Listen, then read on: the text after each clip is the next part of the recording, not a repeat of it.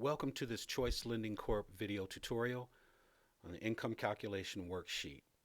You will include this worksheet with every loan submission. When you first open the worksheet, you'll see that it is blank. Come to the bottom, tabs here are for different income types. Start with the Income Calculations tab. Please note the editable fields for data entry are in yellow. The blue fields are for the answer or the formula. You cannot enter data into the blue fields. So let's get started.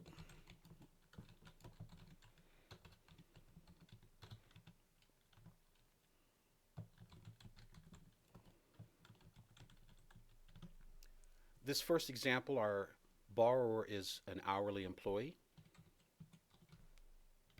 works 40 hours. You will notice that as you begin to put in data, it is auto-calculated in the blue fields.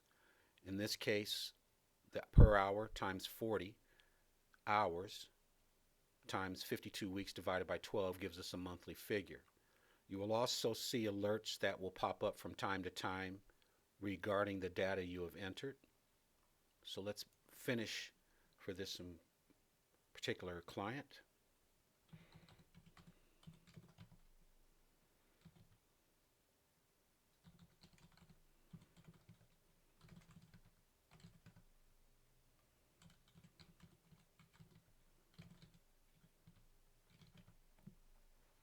You can see as we input data, it automatically flows into this column, giving us a monthly income, and then is transferred to this column for our use.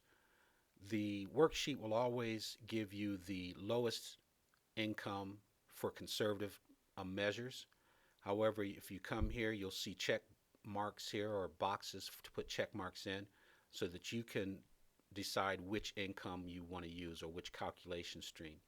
In this case, we'll go conservative. You'll see that this figure has now come here, and at the bottom of the worksheet we now have our total income to qualify. However, we are not finished with this borrower. We're going to come here to overtime, and we will begin to do the same thing that we had done with the other fields. Just begin to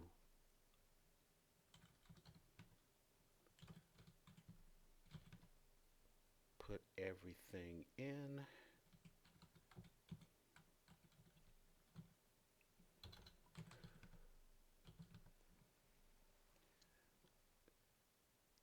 In the same way at the top that the numbers auto-populated here are calculated and flowed to the side in another column, overtime works the same way, and you have to determine which of the calculations you want to use. In this case, we'll use the 2-year average.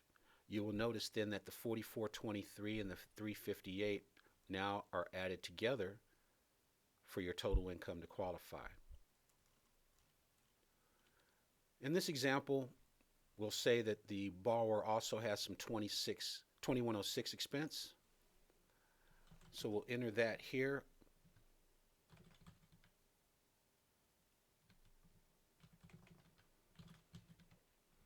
You'll notice again the numbers are flowed, auto-populated or auto-calculated. You have to check which one you want to use, 12-month or 24-month average. You will notice how this number here will change once we have chosen the 24-month average. Your total income to qualify is now reduced by the 2106 expense. We'll reset this worksheet and we'll move to a salaried employee. Very easy, straightforward. If they're monthly and you know how much they're making every month, bi-weekly, semi-weekly, and weekly, it'll come here. You'll have to choose which income stream you want to use. It'll flow here and then to the bottom. If they have 2106 expense or overtime and bonuses as well, you will come to this section. I wanted to get to the commission section because it tends to be a little bit more complicated. It's a little different. So now we have a commissioned employee, and we'll input the year to date, the past year's commission,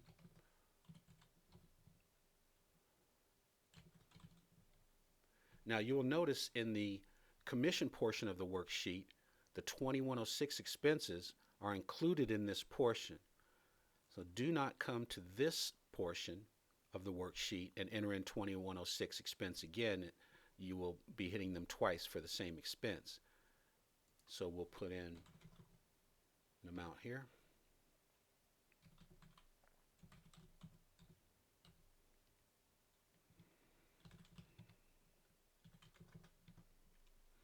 Now here's where this portion of the worksheet's different. Because of the 2106 expense, it gives you two choices, a 1-year average or a 2-year average.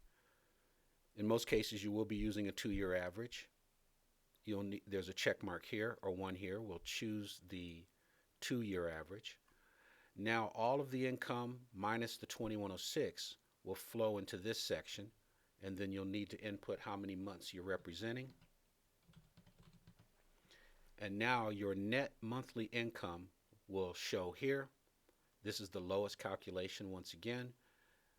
We'll go with the year-to-date with a 2-year net. And now that will flow here to the bottom. If, for example, also that this person also gets salary, let's say $1,000. It still didn't add it in until you go back and check. Now it'll flow here and then to the bottom for a total income to qualify.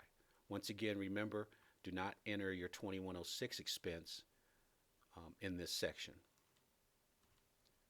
We'll reset the worksheet. Other income. Other income is going to be for retirement, pension, any other type of income that you may have. You can enter it in here. Non-taxable income generally is going to be used for Social Security or any other pension type that is non-taxable. So in this case, we'll do an example because there are some calculations that you want to pay attention to.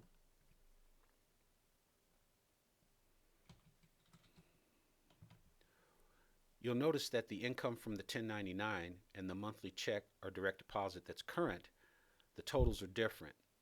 Represents a slight increase year over year. What you want to do is put here the annual amount of income not subject to tax. In this case, we've started a new year. Our new amount here is the 1997, so our year to date would be a little bit different figure here.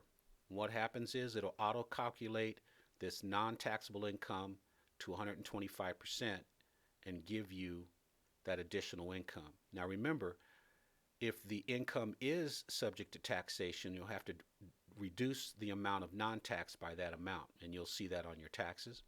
You'll need to choose one of the two income types.